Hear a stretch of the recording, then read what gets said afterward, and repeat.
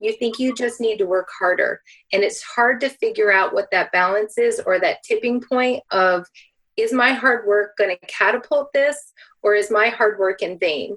And identifying that moment where you can figure out, is it really just, I need to go a few more weeks or a few more months or even a year, or even if I put in that year, it's really not going to be where it needs to be. Welcome to Drop and Give Me 20, where you learn keys to entrepreneurial success as Lindsey interviews business owners with military backgrounds on what works and what doesn't. Listen as they focus on the stories, both challenges and wins, that military entrepreneurs have faced in growing their businesses. Ladies, I am so glad to have you guys on. Thank you so much for joining me for Drop and Give Me 20. This is the second season, and we designed this a little differently. So I have you both on today to talk about a very interesting subject matter that we've kicked around. Of course, I don't know what you're going to share. But for the listeners, I am actually joined with two people that I met online, and then we turned into friends, of course. Molly Winkle, who's out there in sunny San Diego, and Janine Boldrin, who's in Boston, right, Janine? Soon to be in Boston. Right now at Fort Drum. Okay, great. Well, thank you, ladies, so much for coming on the podcast. And I'd love to take a second, Molly, and tell us a little bit about you, your background with the military, and what you do in your business.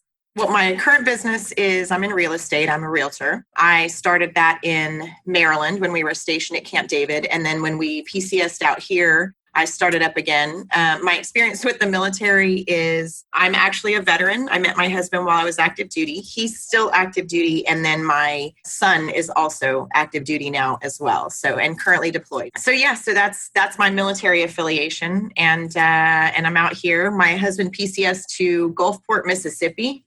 And I stayed behind because of the business. So. Wonderful. So you geo work. What's the word for it? I stayed behind, so he's there geo-batching. Yeah.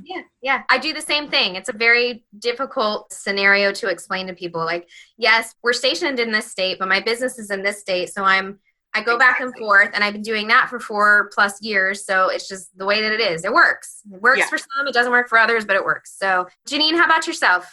Well, I started Military Kids Life after being a freelance writer in the military space for over a decade. And Military Kids Life was the first print magazine for military kids. We published that for about 3 years. And then I sold it this past summer with my business partner and became the managing editor of Military Spouse magazine. My husband is active duty Army, and right now we're up at Fort Drum, soon to move to Boston.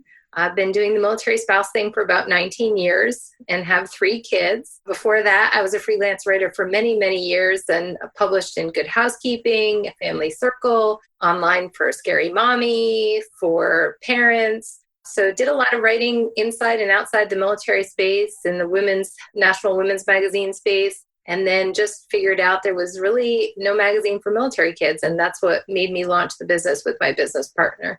Awesome. Well, thank you again, you both, for being on. I want to jump right into it. So today we are talking about knowing when to fold. And by that, what we're talking about is in our businesses and military related businesses, we see some switching from, one capacity to the other. So one focus to the other. And, Janine, maybe you kind of want to jump into it because you said, you guys sold the project that you were, spearheading. What was that like for you? It was very, very difficult. I still have, some different feelings about it. When you're an entrepreneur and it's something that you started because you absolutely love the idea. And when you're an entrepreneur and own your own business, as you know, and so many of you know, you put your blood, sweat, and tears in it. And it's often not about the money, especially at the beginning. It's just about doing it because you really enjoy doing it and you see that there's a need. So when you come to the end of your own personal life cycle with a business, it can be really devastating. It can feel like you're losing your entire identity because you spend 24/7 as part of your brand and you represent that brand. So it's a very difficult decision to make. And then post-sale, it can also be very difficult because you lose your identity in that process. Gotcha. What about you, Molly? Did you make a switch from one focus to another?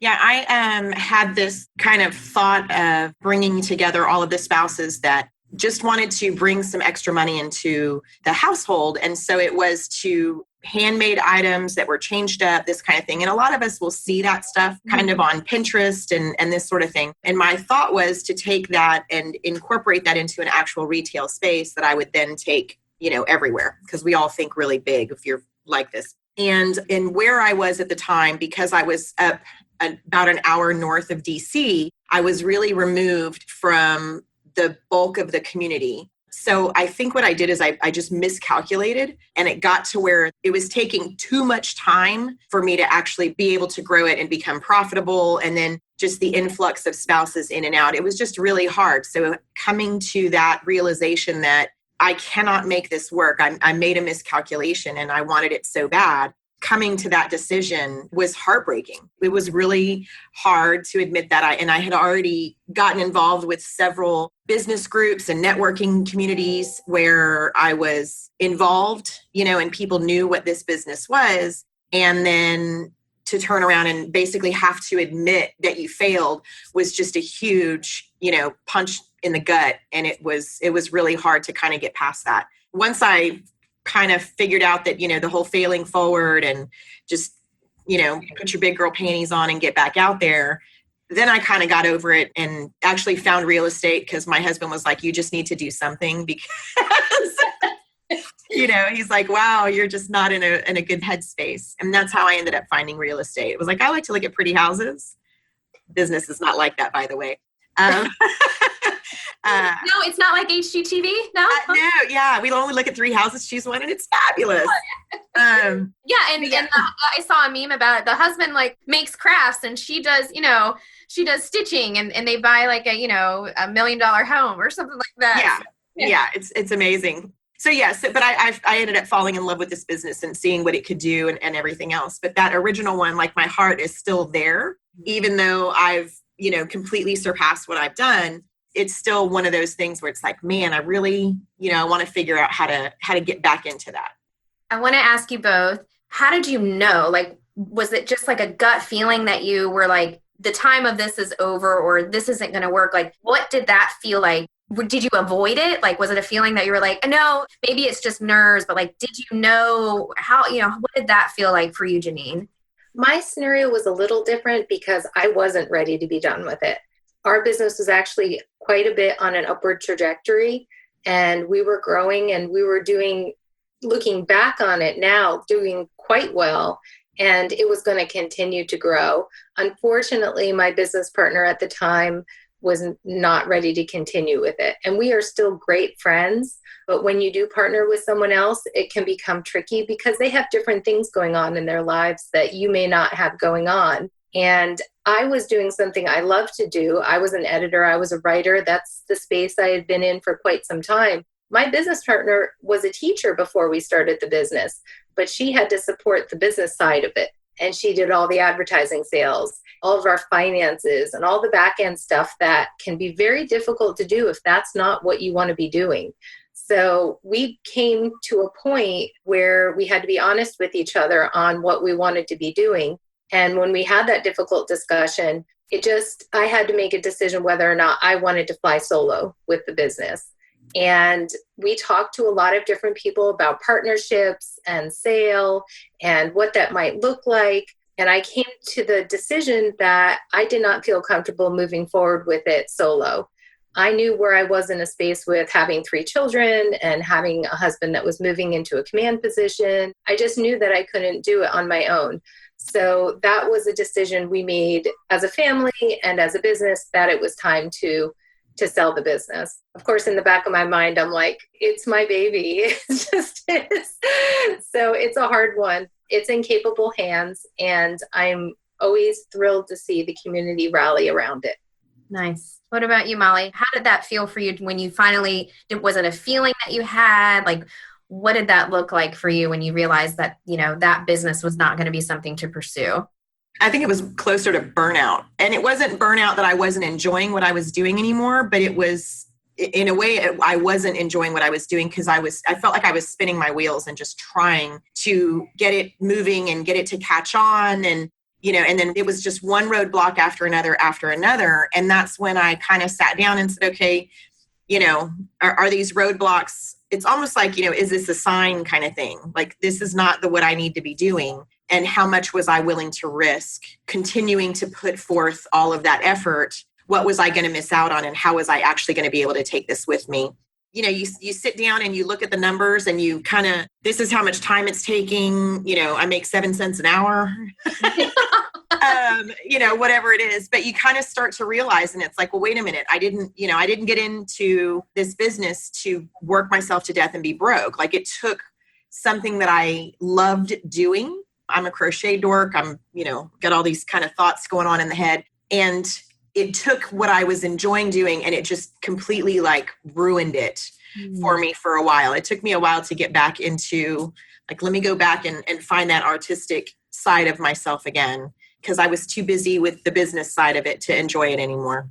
Yeah, that's interesting. So I want to ask you both, do you think it's difficult to walk away from something or fold from something because we're military spouses? Do you think that has an effect on that? Or do you think that this feeling is difficult whether you're civilian or military? I mean, I think that we're a tenacious group of people and pretty headstrong. So I think that we spend so much time as spouses, picking up the pieces and fixing things. And so it's really hard for us to kind of go, you know what, I'm not meant to pick up the pieces here. Yes. Personality wise, we're all kind of strong-willed. Vigilant. Yes. What about you, Janine? What do you feel about that? I think for a lot of us, particularly those of us that are in the military spouse space, which so many of our peers are, we're working in the same circles. It is particularly difficult to walk away from something because you feel like everybody's eyes are on you and they're wondering. And I mean, quite honestly, I thought, oh gosh, people are judging or they think that I'm a failure. So I think particularly, I agree with Molly, it's a difficult thing as a military spouse when you're supposed to be resilient and you'd like to think that I can make this work. And one thing that is interesting about that, and Molly touched upon it, is you think you just need to work harder. And it's hard to figure out what that balance is or that tipping point of, is my hard work going to catapult this or is my hard work in vain?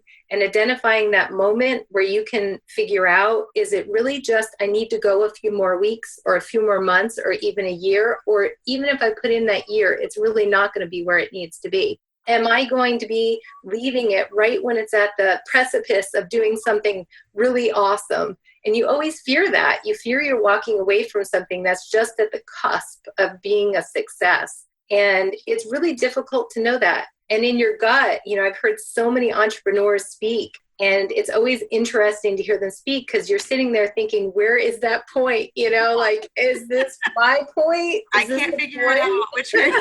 Send me the sign.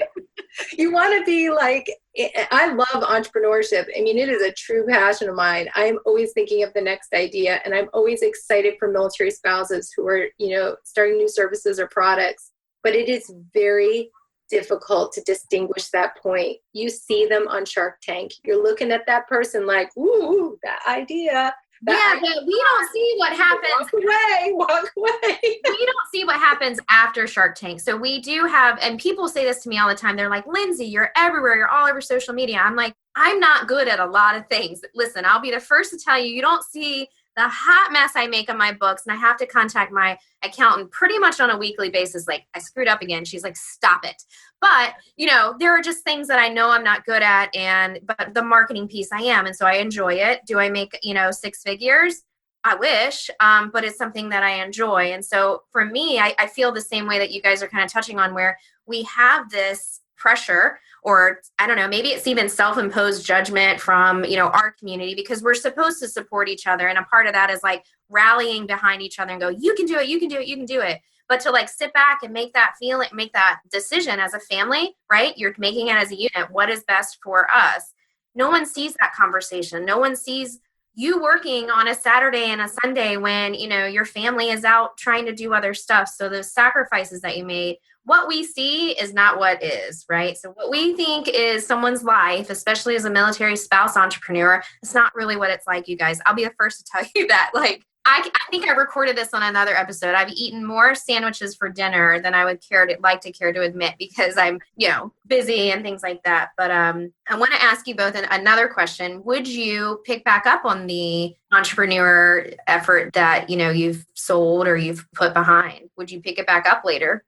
So I think at the heart of what I was trying to do was help other spouses be able to build their businesses. That's kind of the way that I'm looking at it now. So my next endeavor, because I have had some really great successes in real estate, and it's kind of allowed me financially to be able to go, okay, wait, look, I can do this over here. My next endeavor is to start a networking and mentoring company for military spouses where I bring them in and we kind of go over those things and how to make it work and some of the tools that you need and that sort of thing. And so I'm taking the idea of what I was doing then and kind of changing that up a little bit to fit what I've got going on now. You have to apply your skill set, whatever that looks like. What about you, Janine? Would you go back and pick up that magazine again? Would you? I love Military Kids Life. I think the idea is phenomenal. I sent military kids all over the place as reporters. I will say what I do right now with Military Spouse Magazine, I absolutely adore. I think telling the story of military spouses and families is so empowering. You read a story, and I hope that it always encourages people. But if it doesn't encourage you, at least it lets you know somebody else is experiencing those things. And that was what we tried to do with Military Kids Life. I have 3 military kids whose dad has gone through 4 deployments and 9 moves. And I remember the moment why I started the company was there was an advertisement on TV and it was so depressing. And my, at the time, 13-year-old was watching it. And I was like, this is what the world is telling him about his military life. And I realized that I needed to change the conversation. And that's why the tagline of Military Kids Life was finding the bright side of your military life. Because if we don't look at those good things, then we're never going to see them. And if we don't encourage them, then we'll never see them. I'm not a Pollyanna. I don't think military life is awesome all the time, but it is what it is, and if we don't try to live the best of it, then we're never going to have a good experience. And that's exactly what I'm doing with Military Spouse too. It's just about encouraging each other to find the best of who we are in the circumstances that we're in. Mm-hmm. And I struggle with it, and I try to show the real side of it. And that's what Military Kids Life did too. I will always be an entrepreneur at heart. I run the magazine like that same entrepreneur who ran Military Kids Life. We're always looking at those experiences. Nice. So I think I'm going to take 2 tips away, and then I want you guys to share maybe a tip to those that are listening that might be in that headspace that you guys have been in. And the first one would be to take those strengths and carry it to something that you can apply it to that gives you joy and fulfillment, whatever that looks like, which you both are doing in your capacities. And then the other one is kind of being realistic. So having that real talk with your family or your supporters and just kind of going, this is not working. This isn't working in the capacity that it is in right now. So, and just kind of coming to that. So, Molly, what would you add as a tip for anybody that might be in this capacity being like, yeah, I am not, this is the time that I need to pivot. What does that look like? I think the biggest thing, and Janine kind of touched on it, is to not worry about what other people think of you. The longer you're in this military community, the smaller and smaller it gets. And so we have a tendency to continuously run into the same people again and again and again. And so, it's kind of a big pill to swallow to say, this is not right. By the same token, I think that one of the positives of being a military spouse is every time you change duty stations, you can almost kind of reinvent who you are. Absolutely. And so, chalk it up to the move or whatever it is that you decide to do. But I think don't worry about what other people think, because no one is behind the closed doors with you, helping you to make that decision. I think you need to, to remember, what was it, Edison that said you can't, I didn't fail however many times to find out how to make a light bulb. I figured out, how many times it would not work or whatever. Y'all know what I'm talking about. But I think that's kind of it. I learned so much by making the decision to go, okay, this isn't working. And I learned a lot about myself in having the resolve to stand in front. I literally stood in front of one of my networking groups and said, that didn't work. And this is what I'm doing now. And this is work. And I kind of changed the conversation to focus on, this is what I'm doing now. And let's focus on the positive of that. If you have questions, obviously we're doing this one. If you have questions about it, I'm happy to share those experiences. but I'm no longer concerned with what other people think of me in that aspect.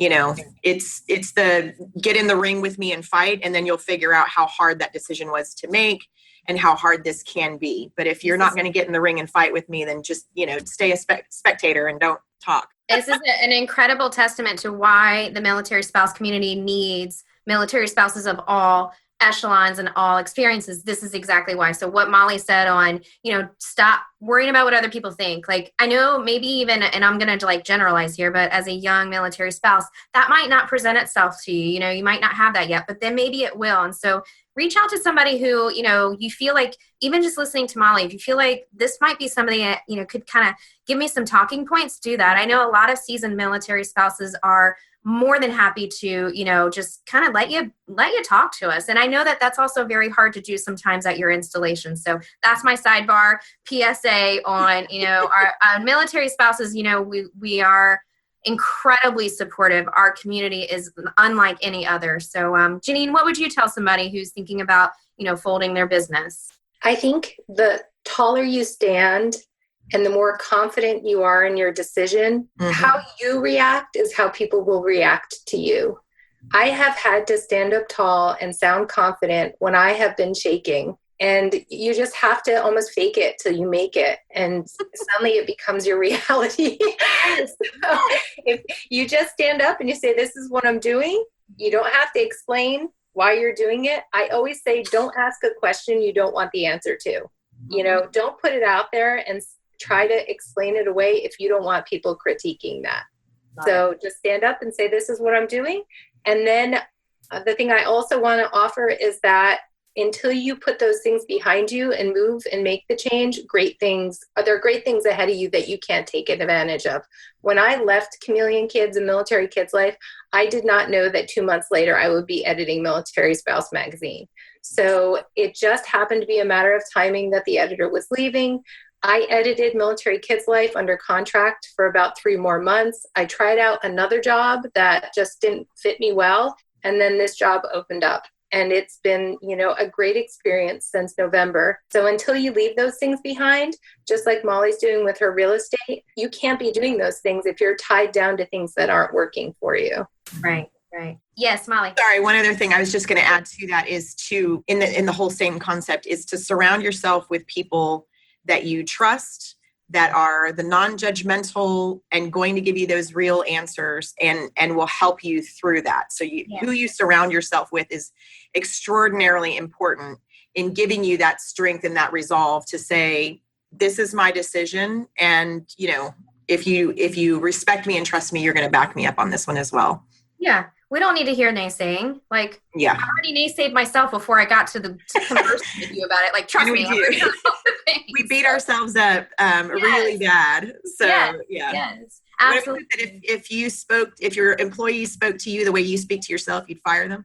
Oh, that's a good one too. And so the other thing I was going to mention when Janine was talking about that door opening is the whole when one door closes, one door opens. And it is absolutely true. So, and we don't know what's going to happen 2 months from now when you make that decision. So I love that, Janine. Thank you for sharing that. So I told you this would fly by. We could probably sit and talk about this all. I have the Janine and Molly hour, but we want to go ahead and give our listeners a chance to connect with you. Molly, where can we find you? Where can we connect with you on social media or email or whatever? Social media, most of the names is Molly Winkle Inc. So Molly with a Y. And then, of course, I'm very imaginative. So my email address is molly@mollywinkle.com. Love it. Easy peasy. And what about you, Janine? How can our listeners connect with you? So in September, I will be at the Military Influencer Conference in Orlando, Florida, as one of their keynote speakers. So I hope everybody goes and checks that out at militaryinfluencer.com. It's a great conference that'll allow you to connect with other spouses and community leaders and entrepreneurs. So if you do have that great idea, this conference is a great way to get that idea moving forward and meet the people that can help it move forward. You can always find me on, my email address is janine.boldrin@militaryspouse.com. If you have ideas you want to send to the magazine, you can visit militaryspouse.com. You could go to any of our social media. I am always tracking our social media with our social media editor for Military Spouse. So I'm very easy to reach and find online. And you can always Google us and see what we're working on in the magazine. Magazine is available for free online in digital format. And if you have events going on and you want the print magazine there, just reach out to us. I am going to, because we do events every month. So I'm actually going to reach out to you, Janine. Thank you for mentioning that. Listeners of the Drop and Give Me 20 podcast, please connect with Molly and Janine. They are amazing women in this community and two people that I highly respect and admire. And I appreciate you ladies coming on today and sharing just your feelings and your background with that, subject. I mean, it is sensitive and it's something that many of us go through and internalize. And so it's nice to kind of get that out and to hear it. If you have any questions, you can reach out to Molly Winkle or Janine Boldrin, and I will go ahead and include their contact information as well when we start to promote out the episode. So thank you ladies so much for coming on Drop and Give Me 20. And I hope that you guys have a wonderful day and best of luck in your endeavors now and in the future. Thank you. Thank you for having me. Thanks for listening to Drop and Give Me 20, brought to you by Germono Advertising Company in Norfolk, Virginia. Please visit our podcast in iTunes, click on subscribe, and leave us a review. Your support goes a long way. When you subscribe and leave reviews, it helps the guests on our show as well. Jump in and let us know what you think. You can also follow all of our guests on the Drop and Give Me 20 Facebook page. We have Instagram and Twitter. Those handles are Give Me 20 Podcast. I'm your host, Lindsey Germono, and I appreciate you listening to the show.